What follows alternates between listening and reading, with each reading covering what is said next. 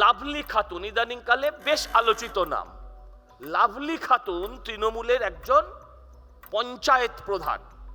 সেই পঞ্চায়েত প্রধানকে পঞ্চায়েত প্রধান পদ থেকে তাকে বহিষ্কার করা হয়েছে বা অপসারিত করা হয়েছে কার নির্দেশে? পশ্চিমবঙ্গ সরকারের পঞ্চায়েত দপ্তরের নির্দেশে। আমার প্রশ্ন হচ্ছে কেন তাকে সরানো হয়েছে? কারণ তার নাগরিকত্ব বৈধতা নেই। আমার প্রশ্ন হচ্ছে যে মানুষের নাগরিকত্বর বৈধতা নিয়ে প্রশ্ন আছে সেই মানুষকে সরকার এখনো গ্রেপ্তার করেনি কেন বা ডিপোর্ট করেনি কেন? এই কথাটা সরকারকে বলতে হবে। আপনারা যেটা বলছেন সেটা কমিশনের ভুল হতে পারে, কিন্তু তার সঙ্গে ভুতুড়ে ভোটারের কোনো সম্পর্ক নেই। আমি শুরু করেছি, ভূত জিন যা আছে সব তাড়ান। এই মমতা ব্যানার্জির এই কথাটা খুব ওঠে, বলার আগেই শেষ হয়ে গেল। হ্যাঁ, খুব ওঠে যে মমতা ব্যানার্জি কাগজ ছুঁড়েছিলেন। কেন কাগজ ছুঁড়েছিলেন? জাল ভোট তাড়াতে নয়। তার অভিযোগ ছিল বাংলাদেশ থেকে অনুপ্রবেশকারীরা এই রাজ্যে ঢুকে ভোট দেয়, দিয়ে আবার বাড়ি চলে যায়।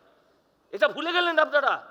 আপনারা দেখুন, সবাই প্রায় বলছেন, খুব সুন্দর বলেন সবাই, বারবার করে বলছেন কেন্দ্রীয় নির্বাচন কমিশনারের পদ্ধতি, নির্বাচন করার পদ্ধতি, সুপ্রিম কোর্ট, অপোজিশন লিডার, এরকম বিভিন্ন, সেটাকে এখন পরিবর্তন করে বিরাট খারাপ কাজ করেছেন।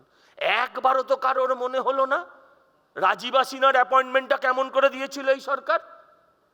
একজনের নাম পাঠিয়েছিলেন। নিয়ম হচ্ছে গভর্নমেন্ট 3 জনের নাম রাজ্যপালের কাছে পাঠাবেন, রাজ্যপাল চয়েস করবেন যে তিনি কাকে দেবেন।